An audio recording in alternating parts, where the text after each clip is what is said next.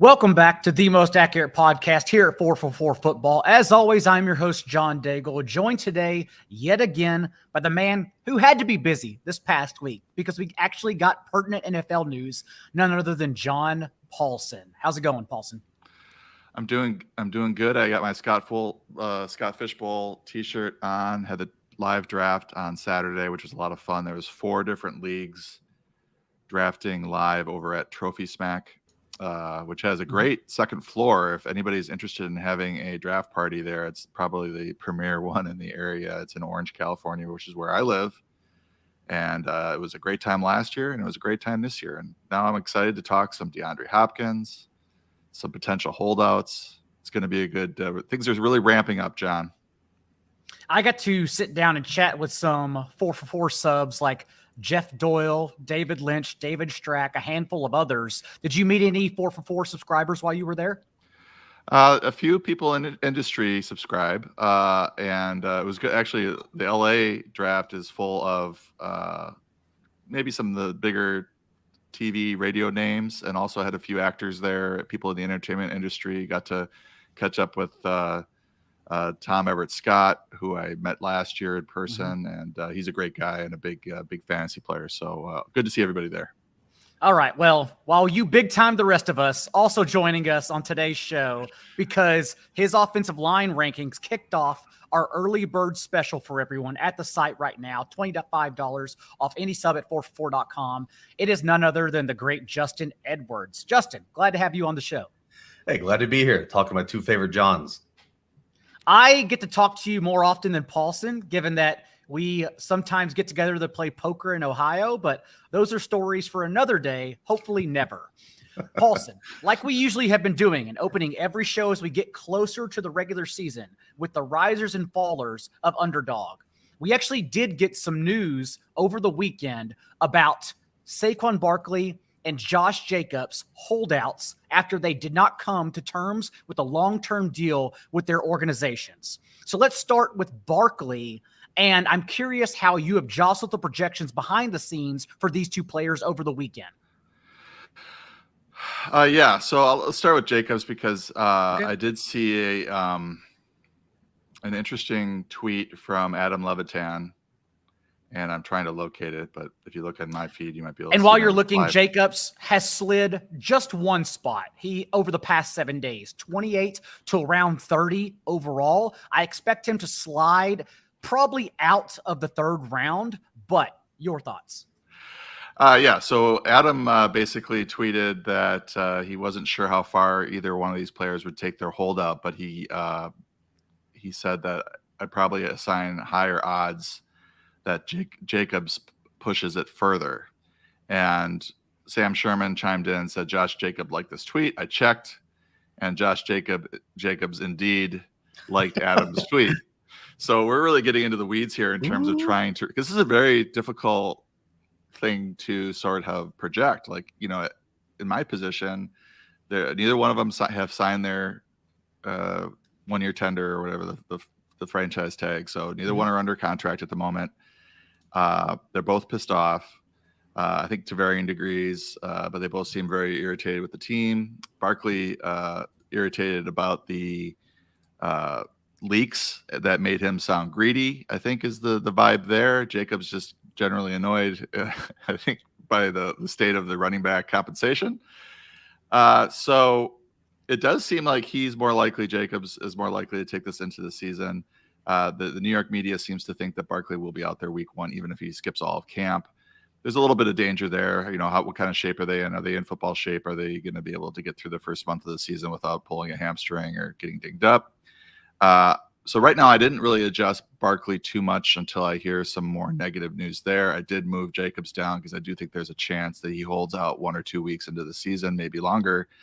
I'm waiting for the explainer article in terms of what is the upside of holding out for half the season. I don't know if this whole contract toll thing that I remember from the Le'Veon Bell situation still exists. You know, does it benefit them to sit out half the season, get through the year, and then get tagged again, or, you know, all that. So I haven't seen that article come across my desk yet, but I'm kind of waiting for somebody who's smarter than me to figure that all out in terms of what are the options for these guys. If they sit out September and October, they're just leaving money on the table, and this is 10 million, or it'd be 5 million in that case if they sat out half the season that they can't get back as they try to recoup this lost money in free agency next year or the year after that, because they can be tagged again, which I don't think is really fair. But that's a topic for another day. From a ranking standpoint, I'm less likely to take Jacobs where I was, or what I was thinking about taking him where he was ranked. I thought he'd have a pretty good season. I know you have as a big fade, John, due to the injury risk and coming off all those touches. I think Barkley's still fairly safe, but maybe you're getting into where maybe you're thinking about Breece Hall over him, but probably not yet because Breece Hall is coming off that ACL. I think Barkley's going to slip into the late second round. I wouldn't be surprised if Jacobs is going in the third round before too long. It's annoying for me because Barkley was a fade anyhow at his ranking, given that we certainly don't expect his team high in targets, his 14.5% share of team targets to carry over into this year, given that they added so much in the passing game in terms of wide receivers and Darren Waller. So he was always a player that I thought was ranked too high anyways, and that's why I had Derrick Henry, Nick Chubb, Tony Pollard, among others, ahead of him. At the same time, though, yes, if we are now getting a discount, Barkley's the one I expect to show up, as you mentioned, in week 1, given that 2 weeks ago, as early as then, he even said that if he has to go out there and prove himself again on a 1-year deal, he would. So I'm not worried about Barkley holding out whatsoever. Jacobs seems to be the one that's willing to fall on the sword for the entire position in the NFL. He's the one who wants to take this to next year and try to stick it to the NFLPA. We don't have time to get into what capitalism is and how business works, but Jacob seems to be the one that wants to just eat it for everyone, and I applaud him for that, even though I am definitely fading him in fantasy football for historical reasons. Justin, go ahead. Oh, I was just going to add, like, we have a historical precedent for this with Le'Veon Bell, and I pulled up his career stats yesterday just to look at this, and it is really dire. Like, the year before he held out, his age 25 season, he had 1,291 yards, 321 carries, 9 touchdowns, 85 catches, 655 yards, 2 touchdowns, sat out the entire 2018 season, signed a big contract. Correct me if I'm wrong, if my memory is getting a little fuzzy these days. 2019, signs with the Jets, age 27. He averages 3.2 yards per attempt. He ends up with 66 catches for 461 yards. And then I believe he gets cut. And the following season, he's just barely hanging on in the league. So he ends up signing this big contract with the Jets, but I don't think he saw a lot of that money. I don't know what Jacobs is hoping to do here. His best bet is probably to take the back-to-back tags if he can't get a long-term deal and just, at least get that money each year. So my thoughts, Justin, are yes, I will buy a dip on Barkley. I am still fading Josh Jacobs, but where are you at with these two players? Yeah, I'm not huge on Jacobs to begin with. And I'm also kind of worried about that. We haven't heard anything about Garoppolo in a couple weeks, and there's still all that. The clause in his contract where they can just cut him for free is kind of terrifying. And if Jacobs does sit out, like, what is that Raiders offense going to look like? It's going to be Devontae Adams with Brian Hoyer or whatever. And I'm not the biggest fan of Renfro's game, and the Raiders are kind of feeling like a full fade altogether after Adams, depending on where you can get him. And then, buying a dip on Barkley, I think would be great. He looked fantastic last year after that first year off the ACL. He didn't look that great at all in 21, and then 22 he came back and looked fantastic. If you can get a dip on him and get him in, if he's going to fall into the late second or third round, I think he's interesting there, or very interesting. The other big news that happened mid-live Scott Fishbowl drafts on Sunday was DeAndre Hopkins inking a 2-year deal with the Tennessee Titans. We don't have the official numbers just yet, so we don't know if it's a front-loaded 1-year deal that the team can easily opt out of in year 2. What we do know, though, Paulson, is that 2 years ago in 2021, Hopkins' 19.9% target share, the first time in the last 4 years that he was under 25.5%, especially considering that just last year with the Cardinals, a 26.7% target share, the highest of the last 4 years. We know that that 2021 mark was a blip on the radar, an anomaly, but he will be 31, and he will still be competing for targets in a run-heavy offense. So what did you do with the projections for DeAndre Hopkins and the Titans passing game? Yeah, this was I was kind of waiting for the shoe to drop because this was an interesting one where he was going to land and, sort of, it was an annoying one if you were overweight on Treylon Burks. I will say that. Yes, it was. Or Chig Okonkwo. Yeah. The other thing I wanted to mention just on the Las Vegas Raiders is that they let Jarrett Stidham go, and he looked pretty good last couple games of last year. They could have kept him around and not be in a situation where they desperately need Garoppolo. But I just wanted to throw that out there. They don't make a lot of great decisions. DeAndre Hopkins, wide receiver 27 right now on half PPR. I think there's better places he could have landed. Obviously, Kansas City would have been ideal. Buffalo would have been pretty good. But he's going to be the alpha. I think, even last year, 10.7 targets per game. He was averaging 80 yards per game for the Cardinals, and it was kind of a lost season. He was the fantasy wide receiver 9 from week 7 to week 16. So I did see a report that, some NFL exec anonymously said that he couldn't separate anymore, couldn't get open, but he fared pretty well in the advanced metrics that I looked at. The 538 ESPN open score was pretty good. He's not the player maybe he was in his mid-20s, but he can still really help a passing attack. And I think he makes this Tennessee passing offense at least look respectable now compared to where they were sort of headed. I think you worry a little bit about injury with him. I think right now he's a low-end wide receiver 2. There's some other interesting guys in that same range. You might take him over if you believe in him. Ryan Tannehill is actually a pretty good quarterback efficiency-wise. And now that he has somebody to throw to again, that's great. I did see the comparison that, why isn't Hopkins going to be the next Julio? And I think the big difference there is that he's a couple years younger, at least 1 year younger. Mm-hmm. And he's joining the Titans as the number 1 receiver, whereas Julio joined the Titans as the second fiddle to A.J. Brown, who's obviously at that point was emerging into an alpha. So that's kind of where I'm at with him. I would consider him at, where I think his ADP started going. He went a little bit early, I thought, in my Scott Fishbowl draft, but you could justify it if you think that he's still going to, garner 9 targets a game. I think he leads the team in targets, but for best ball, when we're drafting a lot of teams, I also want to continue reminding myself that he's still 31 and there's no guarantee in that Treylon Burks could perhaps lead the team in targets, especially because we don't know who's going to play the slot. Hopkins did play a career high 36% slot rate with Tim Kelly in 2019 with the Texans. Tim Kelly, of course, who is now his OC in Tennessee.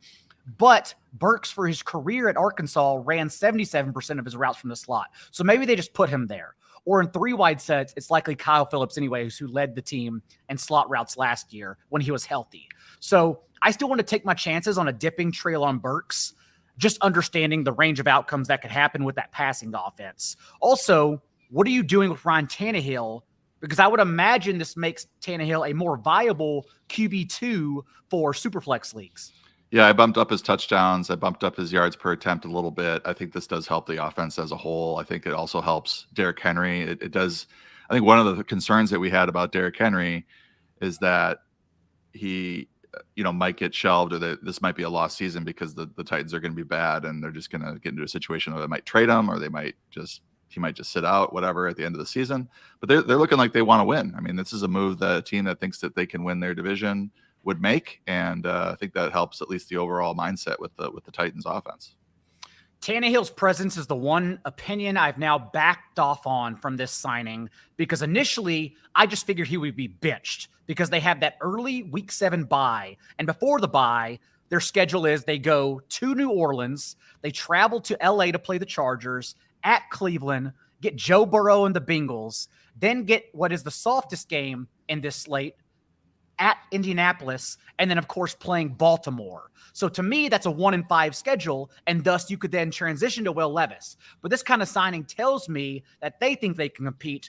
Thus, I want to back off Tannehill perhaps being benched during that week 7 bye and opening the door to Will Levis.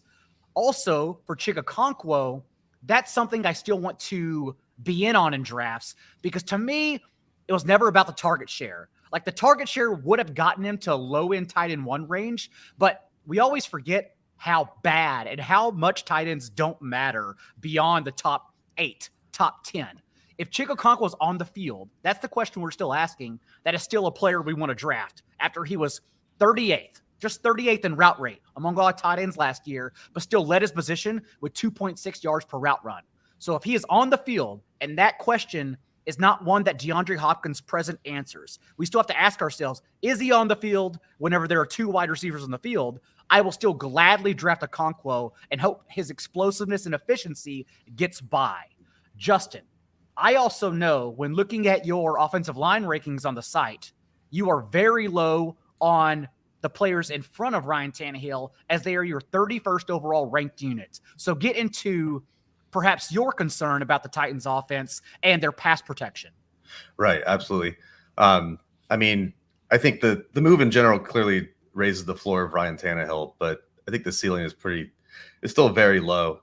I think it would be a good thing for the entire offense if Treylon Burks operates out of the slot and DeAndre is just the X receiver. I think that would help Tannehill. It certainly doesn't help Treylon Burks if Hopkins plays the whole season. But the elephant in the room here is that this offensive line is really bad. It wasn't good last year. They didn't do a lot of up front. They added Peter Skoronski in the first round, so that's a big help. They added Andre Dillard, who's probably going to be starting for them now, from the Eagles, who's a former first-round pick, if memory serves, but he has not been good. He has not earned any playing time in his 4th year? Maybe it's his 5th year heading into this year. So, yeah, I'm really worried. On top of just having a bad unit in general, their right tackle, Nicholas Petit-Frere, is suspended for at least 6 games. Or no, I think it's 6 games for I don't remember what. But he's out for the first 6 games, so they're going to have to scramble to figure out what they're going to do there. Right now, it looks like they have a 6th-round rookie who might be slated as the starting right tackle for week 1, which is not a good sign. Those people don't usually hit, and if they do, it's usually not in week 1. So I think there's going to be a lot of issues, especially in pass protection. We all know Derrick Henry can run through a wall if needed. But, yeah, I just don't see a big ceiling outcome for the Titans this year in general from almost anyone outside of Derrick Henry. Chig could be a top 10 guy, but like you said, we get so wrapped up in the guys who aren't top 10 that we forget that they're really bad throughout the season and they're miserable to have on your team. But watch the waiver wire article every week. That'll help us out. Starting right tackle Petit-Frere, to your point, suspended for 6 games for gambling. Because okay. That's what's happening to every player nowadays. Right. Paulson, we have someone in the chat, Mr. Scampers, who apparently was at SFB Live with you as well, asking about and trying to understand the Titans offensive line. Did Tannehill now, with these projections, jump ahead of CJ Stroud, Sam Howell, and Desmond Ridder? I remember hearing Mr. Scamper's name. I think Andrew Fleischer was in his draft that he was talking about Mr. Scampers. So hello, Mr. Scampers. Yeah, I would looking at this, I did some quick and dirty rankings of my own, just looking at Football Outsiders, adjusted line yards, and adjusted sack rate. And then I pulled in the PFF pass blocking efficiency ratings to kind of average the pass blocking and run blocking, and then average those two to come up with some rankings. And Tennessee comes in at 27. They're decent in the run. They're 18th in adjusted line yards over at Football Outsiders.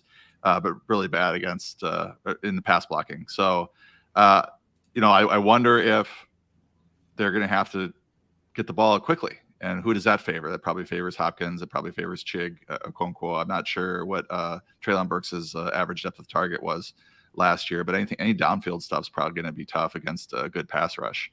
I'm not moving him ahead of Howell. So I don't know who the other guys were. I think, Stroud, Ridder, I think that's reasonable. I have right now Tannehill ahead of those guys. But, I'm pretty high on Howell. QB 19, has all those rushing yards and a good receiving core there in Washington. Well, let's get into that because Washington is also very low in Justin's rankings, 28th overall. They are projected by quite a few people to be a breakout offense with Eric Bieniemy now calling plays. But your concerns about those protecting for Sam Howell in Washington's offense, Justin? A lot of issues in the interior. We saw the retirement of Chase Roullier, but he didn't look that great last year anyways. Their other center, Tyler Larson, is expected to open training camp, so next week, on the PUP list. So they have issues at center. The guards aren't incredible either. They lost Trey Turner, but he was kind of getting up there on the age as well.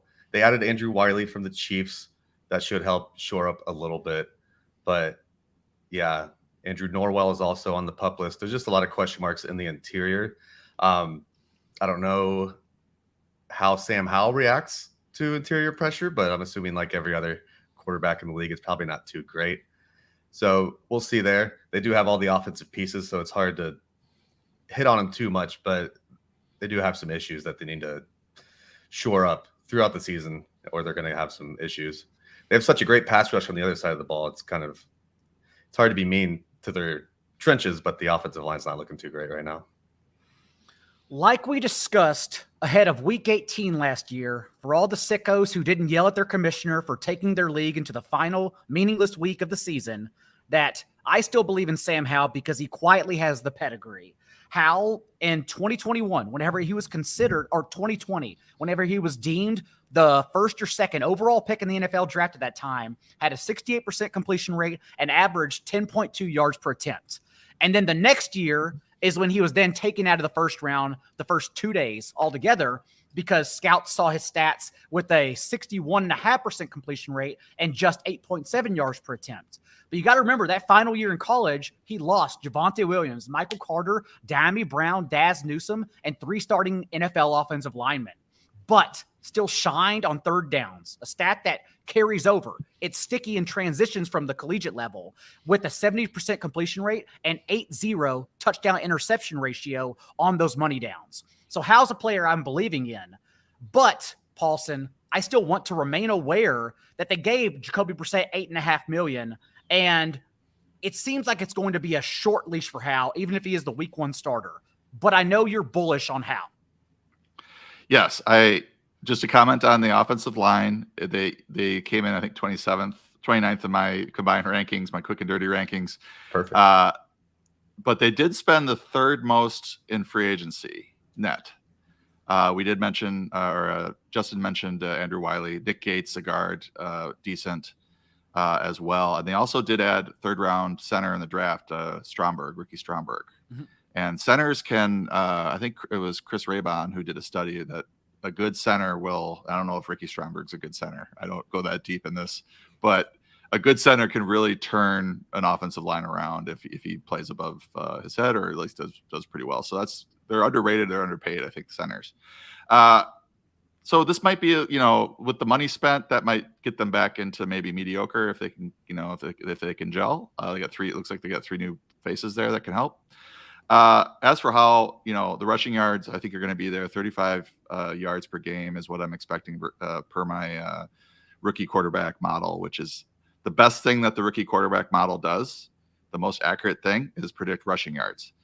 So that's the one thing I can kind of hang my hat on. Otherwise, it's just a starting point for me for completion percentage, yards per attempt, etc. So I do think that the rushing yards will be there. We saw in his only start against the Cowboys, I think he rushed for right around 35 yards and a touchdown. He had another touchdown. He threw a bad pick, but apparently, I believe it was Ron Rivera said that he came off and was immediately trying to figure out what he did wrong and the mistake he made and trying to improve it. That's a good sign. He's got a great receiving core. Terry McLaurin is underrated. Jahan Dotson was in and out of the lineup last year, but when he was in there, he was very productive. Curtis Samuel got off to a really good start. These are 3 really good route runners per reception perception. They're decent at tight end with Logan Thomas and some other guys there. So, I think in 2 quarterback leagues, Howell is the best value on the board amongst those guys that are going mid-20s. And you're probably going to get mid-range QB2 numbers or better as long as he's starting. And you can easily, if you have enough roster spaces, you can easily pick up a set if you want coverage on that. I think another good idea is to maybe combine, if you want to do QB2 by committee, and maybe grab Kyler Murray and Sam Howell. Those two combine very well because Murray probably will be starting by the time that Howell gets benched, if he gets benched. But I wouldn't worry about it. I think they're going to let him play and see what they got in him. And if they lose, they lose. I mean, they're there's a really good quarterback coming out next year that, they wouldn't mind having a shot at. And as TJ Hernandez recently pointed out in one of his correlation articles on the site, rushing attempts and rushing yards per game are the stickiest year-to-year stats, not only for fantasy football, but as you mentioned in your model as well. So it's something we should certainly pay attention to as it pertains to Sam Howell and late round quarterback values. Any thoughts though, Justin, on the offensive line's run blocking and the running backs here? Because yes, whenever J.D. McKissic went down with that season-ending injury, Antonio Gibson did out-snap Brian Robinson 81-25 on 3rd and 4th down as the team's receiving back. But Robinson still averaged over 18 carries per game. And given that Gibson, it's not going to be this case in redraft leagues.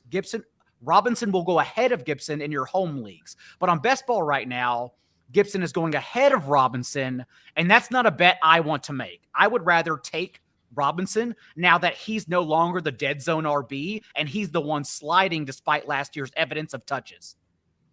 Right. So, yeah, I mean, Brian Robinson looked great last year. Once he got onto the field, what a remarkable season he had, just getting on the field in the first place. I'm scrolling because I can't remember his name. Who's the guy they took? Chris Rodriguez. Right. All of that hype is completely fallen off the radar. Who they said they had a 3rd round grade on, right, despite taking them in the end of day 3, but whatever. Right. As they always say. Yeah, all that hype has gone away. So it looks like it's a 2-headed backfield unless something happens. Gibson's been given his chances, and we've heard all the coach speak, and we've heard him be talked up and down and all around, but he's also been logging so many special team snaps, and that's not something you want to see out of your RB3 or your 8th round pick. So we'll see if he's honestly back on the field and has an opportunity at a 3-down role, or if he's just rotating in on 3rd downs with Robinson turning into a sort of a workhorse back. The offensive line, as we talked about, isn't fantastic, but there is a chance that we get these guys to gel together.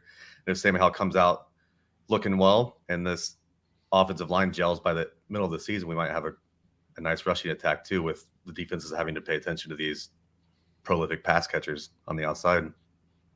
How did you sort through the running backs in your projections, Paulson?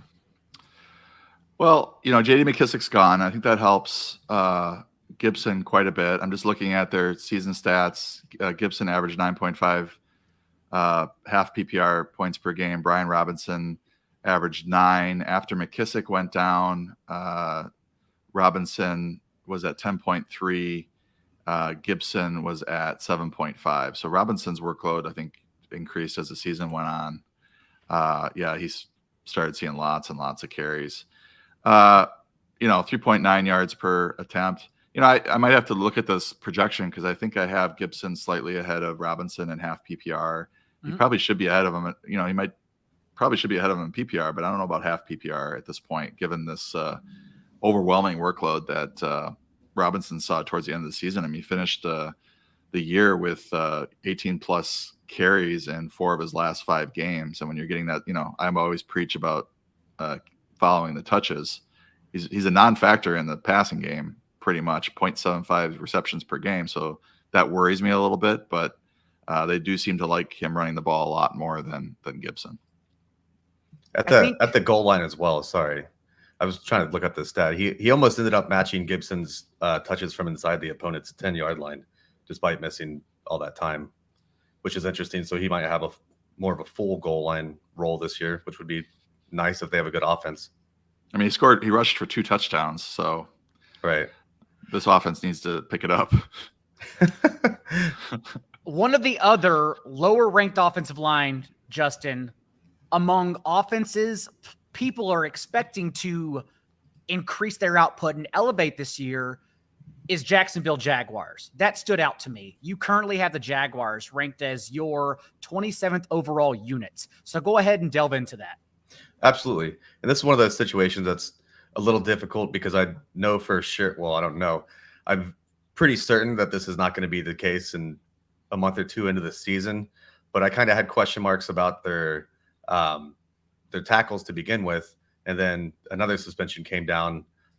Cam Robinson's out for the first 4 weeks, which I think is a huge deal. They already lost Jawan Taylor to the Chiefs, so I wasn't stoked on their tackles. They were probably sitting they probably would have been around my 20th ranked unit or something like that before the suspension. Now they dropped down because I think a lot of the success of the offense depends on Cam Robinson.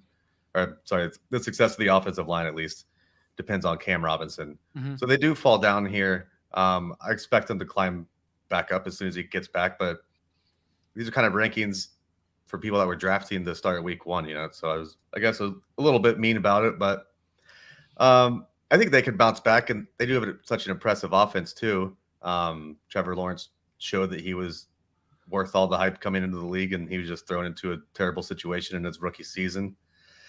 So I think they have a chance here. They did take a guy in the first round, Anton Harrison, so he should be able to fill in.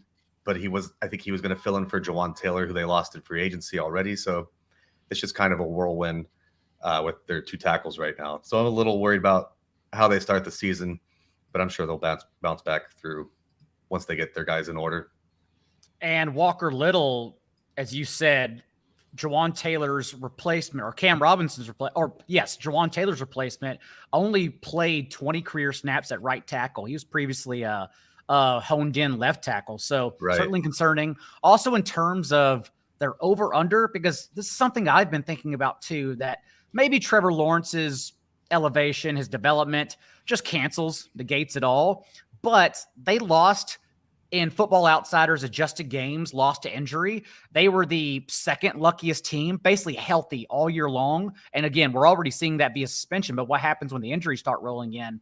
Also played the number 3 easiest schedule last year in hindsight, when they have Warren Sharp's 10th toughest schedule of opposing defenses this year. So it seems like if there's one division winner that could fall out, especially because they get a first place schedule against the Chiefs, Bills, Bengals, and Ravens this year, it wouldn't be shocking if someone else that we're not counting on leapt up and won this division instead of the Jaguars. But Paulson, how do you foresee this passing game playing out, since people are still honing in on Calvin Ridley as a top 20 receiver over Christian Kirk? Yeah, I just want to confirm with Justin that he's worried about the 2 tackles, but one got suspended, one got signed in free agency. Is that correct? Right. And then they did replace one of them with the first round draft pick. I'm glad you mentioned Harrison, because that's usually a starter right away, right? Mm-hmm. Right. And then Walker Little, as Daigle was saying, he's expected to take one of the other spots. I don't even think it's set in stone which one's playing where yet, but this group in my quick and dirty rankings came in 17th, but it's a big difference between their pass blocking and their run blocking, according to the stats. Right. Football Outsiders are like 29th in adjusted line yards. So another reason to maybe fade Travis Etienne, which I just think he's being overdrafted, given his, we think of him as a pass catcher, and they don't throw it to him, and they don't run block well. And they drafted, Tank Bigsby as well. They also brought in Dearness Johnson. They want to take the load off of him a little bit. So I'm just kind of worried about this 3rd round ETN, 2nd round ETN stuff I see. This unit was really good pass blocking last year. And that's what led to Trevor Lawrence having a great season, and Christian Kirk and Zay Jones and Evan Ingram. So they have to sort that out. I'm sure we'll be watching in the preseason reports on Harrison, how he's doing, and whoever the other tackle is, they're filling in as long as the suspension's occurring there. Where do you have those receivers ranked now? I am, this whole thing with Calvin Ridley is throwing me for a loop, because I love Calvin. I'm really having a tough time. I love Calvin Ridley, and if Calvin Ridley, it was just, played last year, was a top 15 receiver, I would have him ranked very high. I still have him ranked pretty high. I have him at 19. Christian Kirk at 25, and this is all half PPR. I have Zay Jones. Zay Jones to me is the one that really gets hurt by Ridley's arrival, since they're both going to play outside. Kirk's going to play in the slot. I don't think that Kirk's targets are untouchable, but I think they're a little more, have a little bit more armor around them than Zay Jones does. Because if Zay Jones and Ridley, playing outside Kirk in the slot, I think that changes the dynamic a little bit in terms of who's going to lose their snaps or lose their targets. But there was 81 targets, as you know, John, from doing the vacated targets, Marvin Jones. So that okay, so there's 80 right there for Ridley. Probably need to get him another 40 or 50. Where do those come from? A lot of them, I think, come from Jones. Maybe 10 come from Kirk. That's why he's ranked a little bit lower than where he finished. He was a nice high-end wide receiver 2 last year after everybody was laughing at his contract. And then obviously Evan Ingram may not have quite the season he had last year if he sees a few less targets. But there's not room for Travis Etienne to see a big jump in passing, given this receiving core. Calvin Ridley also just 2 seasons removed, the suspension included, from leading the league in targets 20 yards downfield. So I think that's where he really helps out this offense, is popping over the top. Even so, Zay Jones is the one, not for redraft leagues. He's going to be an impossible start sit and just give you a headache weekly. But in best ball, considering he just had 4 top 8 finishes last year, he showed that proven ceiling with Trevor Lawrence, thus falling to the 12th to 15th round, in particular on DraftKings. I think that's where I get him the most. And Zay Jones will be one of my highest rostered wide receivers for that reason, for that unpredictable ceiling in best ball. We talked about 3 offensive lines now that people should just keep in mind, perhaps be worried about, since those are 3 offenses that are being touted this offseason. I want to get into 3 sneaky ones on the higher end, beginning with the Falcons, who you, Justin, have the 9th ranked overall unit. Yeah, I think they're just fantastic. They're fun to watch. They really built a good. Well, they started building this group before Arthur Smith even got there, but what he's getting out of them with this scheme is just really impressive, particularly in the run game. And they know it's a strength, so they keep doing it, whether we want them to or not. Whether we want to make Drake London or Kyle Pitts a thing or not, they're just going to keep running the ball. Mm-hmm. They added more to it. They lost some guys, but no one that was really getting significant play time. They also didn't catch the injury bug last year, which is nice. Let's hope for more of that. They added Matthew Bergeron in the 2nd round for some more depth. As it pertains to those rushing stats, they led the league with 5.3 yards per attempt in zone running, and I think the 2nd place team may have been at 4.7 or something. So they're getting half a yard on the entire league every time they run out of the zone. Very impressive. It's fun to watch. It's kind of sucks for fantasy, but it could be incredible if we can get Tyler Algier off the field. I'm a little worried. Worried. In the back of my mind, I'm thinking about how well Tyler Algier looked last year, and I think about that every time I draft Bijan Robinson. I still keep drafting him anyways, but I'm thinking about how he could get his workload eaten into, probably more than we're giving Algier credit for. And Cordell Patterson's still there too, which is also kind of sad. He could also be eating into those snaps. Maybe he's 40 years old now. I don't even know, but he might get the ball too after his 12th year breakout or whatever that was a couple of years ago. I don't know. The Falcons are fun to watch. They should have an incredible rushing attack, and hopefully they just run the ball 40 times a game so we can get the most out of Bijan. Falcons, of course, average the 4th most yards per carry as a team, despite facing the highest rate of 8-man boxes. Defenses knew what they were going to do, but Arthur Smith, as annoying as he is for the passing game in fantasy, is such an intuitive play caller that they still got the job done as an elite rushing offense. How do you have these running backs shaking out, Paulson, in your projections?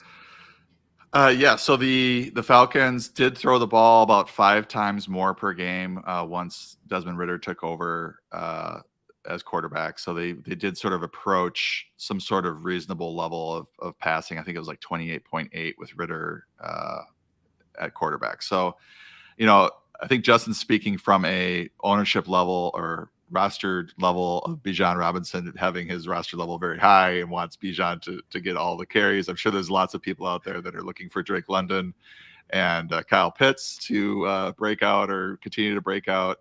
I had my quick and dirty rankings on these guys. This unit was 8. So the funny thing is about it is that, very, very high in the running back, the adjusted line yards, but the big difference between the ranking of the pass blocking over at PFF, they were 4th in pass blocking efficiency, but Football Outsiders had them 27th. So it's just sometimes interesting to see these advanced stats be so different. Usually they're within a few rankings here and there, but this is probably the biggest spread that I've seen.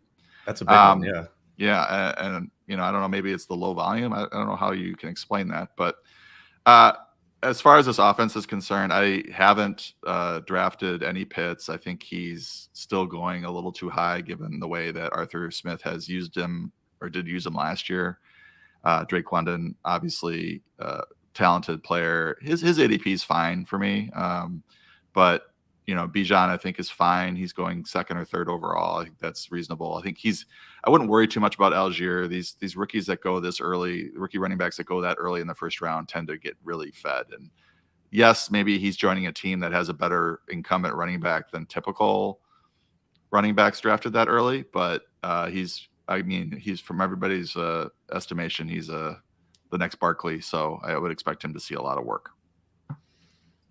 The Falcons' 52% run play rate and neutral gain script, not only the highest of any offense last year, but the highest of the last decade, which is why I naturally want to believe that regression is coming because they quite literally can't run the ball more, even if they want to. Right. This schedule is so soft too, given that they're in arguably the league's worst division, that Desmond Ridder, initially I thought there was a chance he'd be benched. But honestly, I don't foresee that happening because this is a 10 or 11 win team, and not by their talent, but basically just by their schedule. And so I do want to believe in Desmond Ridder as a QB2 for Superflex leagues and in best ball. So that's why I'm trying to bet on the passing game. How do you have Drake London and Kyle Pitts in your rankings if we're assuming they're going to pass the ball even slightly more? Well, I have London at 30. I don't know where that's at relative to ADP. It looks like it's slightly behind, but I mean, all those guys are the same. They're all on the same tier. Terry McLaurin, Drake London, you can't separate them. I mean, ADP's got him going 22. So that's aggressive to me with Pitts. He did a lot of his damage with Pitts sideline, with Pitts coming back. Pitts at 5 ADP, and I have him at 7 behind Waller and Goddard. But if you give me a minute, I'd like to pull up the pass split over expected for the last 4 weeks just to see if there's anything. So let me get back to you on that. Okay. Well, Justin, have you parsed through Drake London and Kyle Pitts in your drafting so far? Yeah. I'll mess with Pitts just from a portfolio perspective. On if I'm doing just as many underdog drafts as everyone else is, so I'll put him in there when I feel the necessity to do it. But yeah, I mean, I really like. I'm glad to see that Paulson's up here too. I really like Waller this year, and he's going maybe not an underdog. It looks like he's going 7, but some on our multi-site ADP, he's going as like the tight end 10 or something, which seems ludicrous. It's like people forgot he was still in the league or something. But yeah, and then Drake London, I think I'm probably pretty far below consensus on Drake London. I don't know that I'd have more than, if I looked up my exposure, it's probably in the 5% range or something. I've probably only drafted him a few times on the whole offseason, honestly. I like the talent. I'm just a little concerned how his target share is going to end up. Well, not his target share, but his raw targets. He might have a high target share, but that might be 7 targets a game or something. I'm not too stoked on that. Yeah, the issue for me is that, everyone goes on social media and they cite Kyle Pitts' routes run, this target share. I may be canceling what Paulson's about to say here, his air yards, but it's also useless. Like, Pitts has to be used differently. That's it. That's the only stat we should be citing. It's not even a stat. Do you think Pitts will be used differently? Because last year, again, like Darren Waller, who also failed, Pitts only received deep targets. He had the second highest depth of target, only behind Waller, of any tight end in the league. But his targets from 0 to 9 yards within the line of scrimmage the gimmies, the free PPR points, he was actually 41st in those types of targets.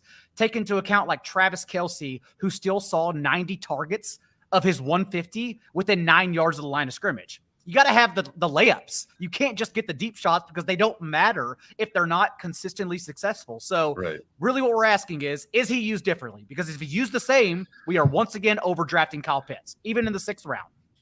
Yeah, so the stat I was pulling was the team pass rate over expected with Ritter versus Mariota, and it didn't go up much, but it went up a little. It was 30. They were 31st in pass rate over expectation with Mariota, and then that moved up to 29th in the league. So still very, very run heavy with Ritter. Looking at Pitts's just the stats from his first 2 seasons, the catch rate jumps out to me. 61.8% in 2021 as a rookie, 47.5% in 2022. It'd be interesting to dig into how many of his targets were catchable year over year, because he's going from Matt Ryan, right, to Mariota / Ritter. So that's part of it. His yards per reception went down from 15.1 as a rookie to 12.7, which sort of would work against what you're saying, John, because as you said, his depth of target is so high. But maybe he's just that's yards per reception. So these are on the catches, but the targets weren't that much different. 6.47 targets as a rookie, 5.9 targets per game in his 2nd season. So the addition of London didn't impact him super negatively, but his yardage got cut almost in half. So it's just hard to envision him returning value unless something is completely like fixed when it comes to how they're using him and getting him some more catches and some more layups, as you mentioned, John. I mean, this catch percentage, 47.5%, is super alarming. And I don't think we're going to have any data with him and Ritter together. So tough situation as the tight end 5 off the board. Right. And everyone likes to cite the 1,000-yard season, as you mentioned, but even for his career now, we're 2 seasons, 24 games in, he has just 4 top 5 finishes. He has not been a ceiling player whatsoever. Wow. Not to say it can't happen, but if you're asking me to bet on one, I'm still betting on Drake London. Maybe not at wide receiver 22, but I still would rather go Drake London over Pitts, especially where their draft capital is and how important it is, in particular for 3 wide receiver leagues, to fill that spot before that dead zone begins after round 8 or 9. Another offense you are higher on is the Detroit Lions, Justin. So dive into that unit. Yeah, they could be, if you really wanted to be contrarian or something, you could probably argue that this is the best offensive line in the league. No, the Eagles are definitely the best offensive line in the league, but yes, they are old though, So the Lions have that on their side. A ton of them are young outside of Big V, who might not even be starting this year, but they're bringing everyone back except for a couple of not even swing tackle guys, like bottom of the lineup guys. They got rid of a couple of them. They added a little depth in Graham Glasgow, but I don't think he's going to be playing either.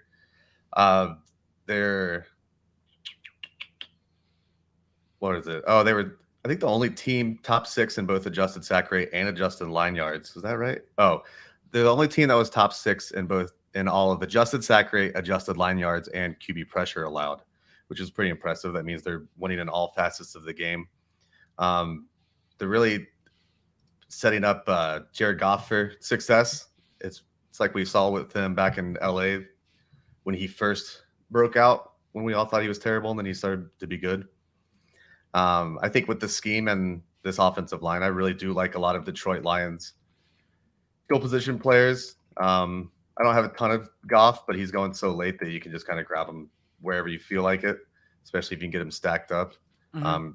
It's kind of a bummer that Jameson Williams is sidelined for so long, but I think they can probably do without. I think a lot of it kind of depends on Sam Laporta too, getting rid of TJ Hawkinson last year and then just having a rookie become TJ Hawkinson is kind of a stretch for me, but I don't know. He could be. We've seen it more often in recent years than we have in the past, where rookie or second year tight ends can be super impressive right right out of the gate. But How yeah, do you I love the Lions. Sorry, go How ahead. do you? No, you're good. I was just about to transition that and ask you, Paulson, how do you foresee this backfield performing behind, again, what Justin considers to be the number 3 unit? Yeah, I have them in my rankings 4th. I mean, just right up there. They did. I think they took a. No, they didn't take a hit in free agency. It looks like they're in pretty good shape. They spent a net $500,000 on the position, so they're in good shape. They're going to kind of repeat, I think, what they did last year. Jahmyr Gibbs moved up my rankings a little bit off the positive report about how he's just an all-around weapon. I do wonder, with this many mouths to feed, if he's going to be primarily a pass catching back. If, once Jameson Williams is back and you've got Amon-Ra St. Brown out there, and now you got Laporta replacing whoever was Brock Wright or whoever was starting last year, second half of the season. Are there going to be enough? But they were going to take him at what, 6, they said, or whatever it was in the draft. Like, this was the weirdest pick to me when they had Swift on the roster and doing this whole trade for basically a trade for Jahmyr Gibbs and getting almost nothing for Swift. And how much better is Gibbs than Swift? We'll see. But guys that go that early in the first round tend to get fed a lot of touches. I don't think they're going to underutilize him. I think the one concern is that the goal line carries aren't going to be there for him. It's going to be David Montgomery. I think the question with Montgomery, could he repeat Jamal Williams' year or semi-repeat it? I mean, Williams led the league. I think Evan Silva won the bet, 17 rushing touchdowns. Mm-hmm. Probably going to regress a little bit there, but you could see Montgomery. Like, would either of you be surprised if Montgomery has 12, 13 rushing touchdowns this year and maybe 800, 700, 800 yards rushing? I wouldn't be shocked. I would not be shocked. And I think both players are a value, given that Detroit was 13th in running back target rate as an offense last year. DeAndre Swift, of course, 8th in targets per game among all running backs for a team that hated him. But I want to bet on these rushing touchdowns going to Amon-Ra St. Brown, like in the passing game, because Jamal Williams' touchdowns from the 1 yard line last year were the most of any player since 2015. It's not expected to happen again. And they only happened, you have to get to the 1 yard line, and they got to the 1 yard line because Amon-Ra St. Brown was tackled inside the 5 yard line 7 different times. It had to be a historical record. Like, Pro Football Reference doesn't keep track of this, but if they quantified shoestring tackles, it had to be an NFL record for the most time someone got tripped up at the most inopportune time on the football field. And so I actually just want to bet on Amon-Ra St. Brown's production increasing in terms of touchdowns, rather than thinking like they're going to get to the 1 yard line that many times and then yet again hand it off to the guy. But given that they're missing basically every running back touch from last year, you already cited it. I have the most available touches and carries trackers on the site, free for everyone. And Detroit leads the team in available running back percentage of touches from last year. I think both Jahmyr Gibbs and David Montgomery can be values at their ADP. I think the St. Brown stat you mentioned also is a reason that maybe Goff's underrated, right? There's going to be more passing touchdowns. And they play indoors. Yeah. Certainly helps. So, yeah. Maybe just bet on the Lions offense overall. And finally, I'm going to try to ask you to be biased, Paulson, but Justin has the Packers offensive line ranked as his number 2 unit. So I think it's a sneaky one, considering maybe drafters are not realizing that they're going into the season with one of your stronger ranked pass and run blocking protection schemes. So, Justin, your thoughts on the Packers? Yeah, I did get a little pushback for this one, and maybe I was a little optimistic. They've been dealing with just a multitude of injuries every single year, and they're just going in naked this year. They didn't add anything. They have to be confident that Bakhtiari is just going to play. If he plays 14 games and Elgin Jenkins plays 14 games, this is where they would be. They'd be the second best offensive line in the NFL. I don't know if it's even possible that they get that high, but maybe I was thinking of Paulson when I stuck him at 2. I think if they're all healthy, they're going to be an incredible offensive line. It's going to give Jordan Love an opportunity to prove that he's even a league average quarterback. We really don't know at this point if he's even a decent football player. So this is a good step in the right direction to have this offensive line. I was a little surprised they didn't add anything with all of their history of injuries for a multitude of their positions. But if they have faith in it, maybe I should have faith in it too. So they're up here. They have the talent. They just don't have the injury history to be healthy the whole season. So they'll need a little luck on their side, I think, to stay up here. I honestly don't have any thoughts on AJ Dillon, Paulson. Like, that's the one player I think I'm the most blah about in either direction. So how are you shaking out this running back situation? I'm glad you asked about the Packers. That was one unit I was hoping we would talk about. I have two other I'd like to mention after, if I can keep you guys a few minutes later, because I'd love to get Justin's thoughts on it. But the Packers, yes, they're my number one in my quick and dirty rankings, just for stats. They were second in adjusted line yards. They were sixth in adjusted sack rate. They were third in PFF pass blocking efficiency, and they just are constantly dealing with injuries and people in and out of the lineup. They must have the best, I don't know who it is, but they must have the best offensive line coach in the league. Give him a raise. Hopefully it's the same guy as last year. This is you mentioned it, Justin, like this is, and I would say that Jordan Love is set up for success from an offensive line standpoint. I don't think that he's set up for success from a receiving standpoint, given that they have the youngest receiving core in the league, the least paid, the lowest paid receiving core in the league. I mean, this is they're definitely gonna have some serious growing pains, I think, but at least he'll have a clean pocket for the most part. Right. And then the other thing I would really take away from this, and I'll get it to you get into the running game. Aaron Jones is going in like the 5th round. This is a travesty in my opinion. He's such a good player. He's running behind one of the best offensive lines. They're more likely to run the ball more this year and feed him more. He's a great pass catcher as well. And I think the take on AJ Dillon is that every year we're like, well, he's pretty talented and he's the backup. If there's an injury, like a long-term injury to Aaron Jones, then AJ Dillon is likely to be a top 10, top 12 running back on basically a weekly basis, because I think he's going to see 20 touches a game in that scenario. So that's the take on it. It's that he's just kind of hasn't paid off yet, but he's a 0 RB target that could pay off if Jones, has a serious injury. And my only concern with Aaron Jones is that it's literally boiled down to touchdowns. That's where his output comes from. And I have him in the same tier as Josh Jacobs, right? As someone who can perhaps outscore those types of players. But the last 12 seasons, Aaron Jones has been an RB1, top 12 finish, whenever he scored a touchdown in 10 of 11 games. But the other 21 games where he didn't score a touchdown, he didn't have any higher than an RB16 finish. So it's basically just been, if he scores a touchdown, you get your guy, top 12 guy. Otherwise, it's just a low-end RB2 with the rest of these guys. So I don't know. It just seems very volatile that maybe the touches don't even matter. And he's being drafted.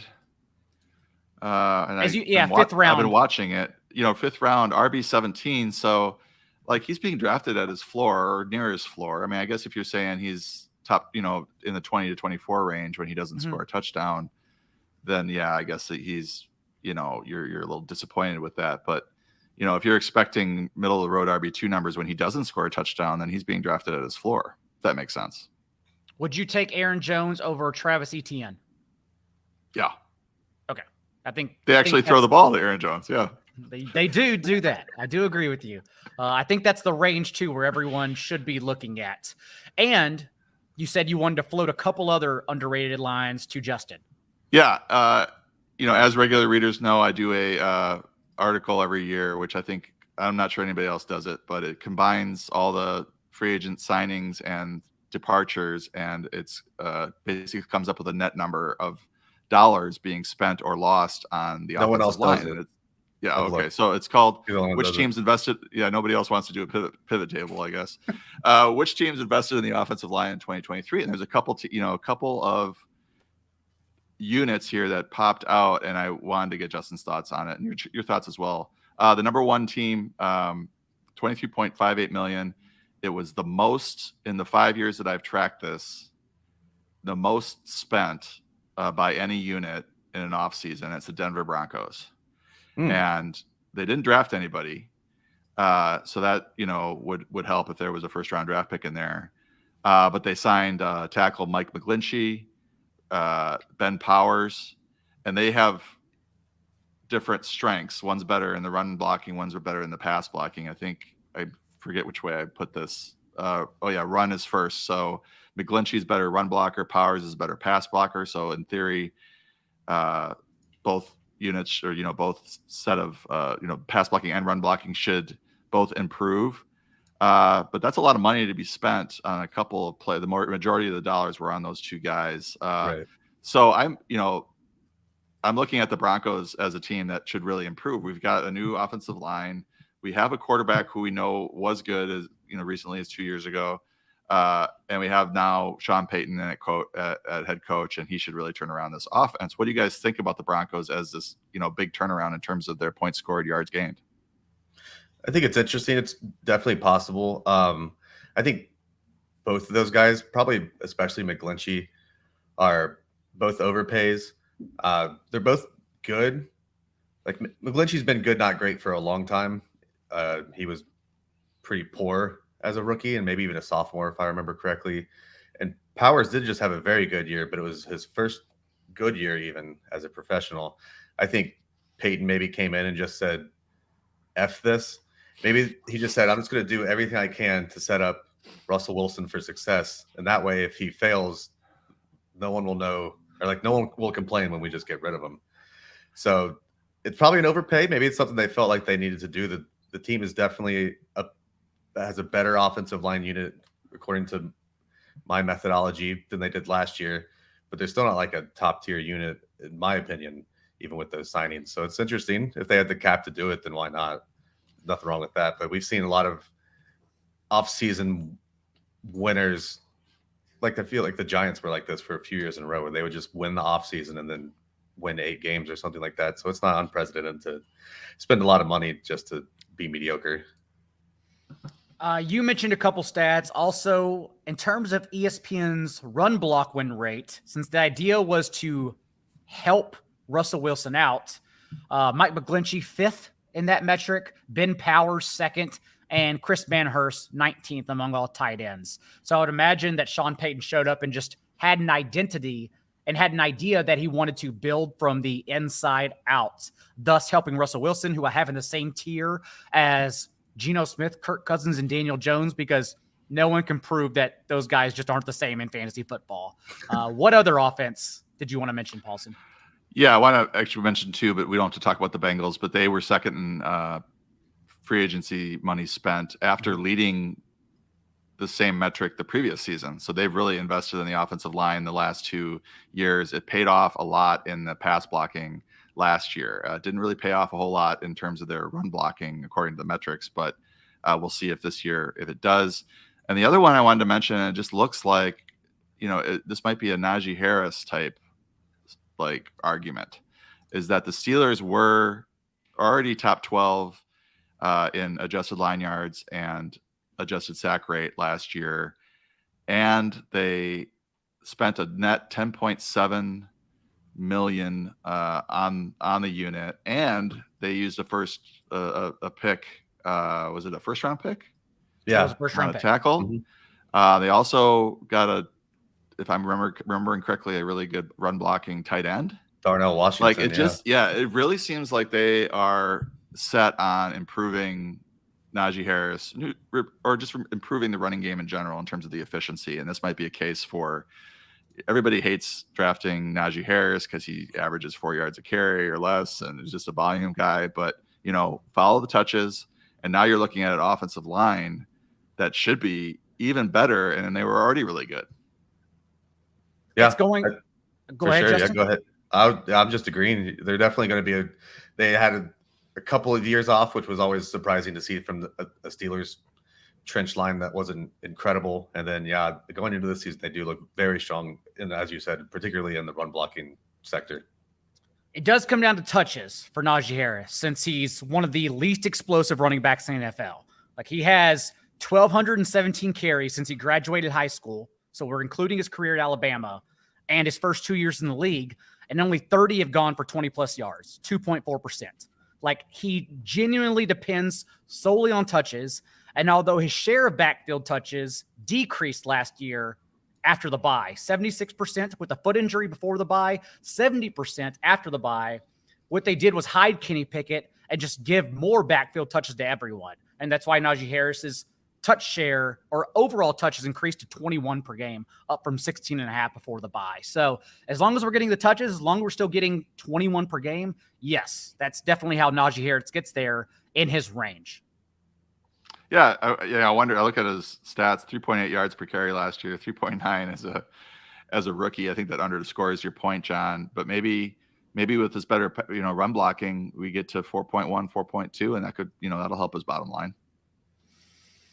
Justin, any other thoughts before we get out of here? And where can people find the rest of your work? I want to say I'm a little concerned about Zach Martin possibly holding out for the Cowboys offensive line. And all my other work is on 4for4. I'll be doing offensive line stuff weekly once the season starts. And before the next month or two, there's all sorts of stuff that'll have my name on the byline. Martin's potential holdout, as you mentioned, something to watch for training camp, especially as the Cowboys continue to not bring in any other running backs for visits behind Tony Pollard right now. Paulson, what else do you have for everyone going on at the site?